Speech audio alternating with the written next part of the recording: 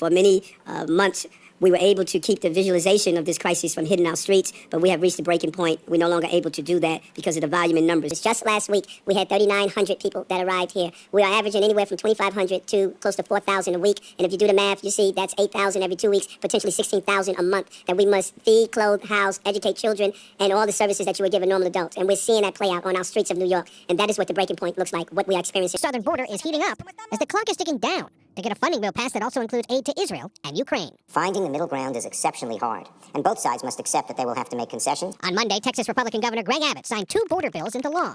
One providing $1.5 billion to build new barriers along the southern border. The other makes it a state crime to cross the border illegally, giving local law enforcement greater authority.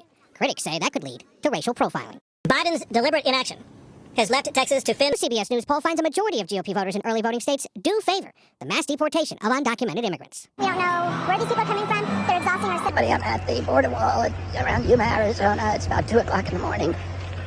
We've watched about 150 people come across. You can see the end of the wall down there.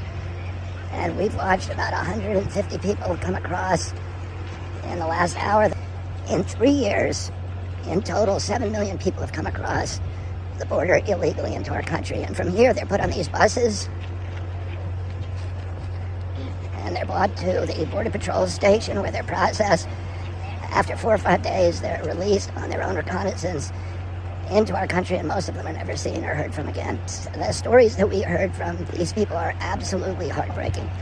This is a humanitarian crisis because of the understanding across the globe that we now have an open border here. There are people being drawn here.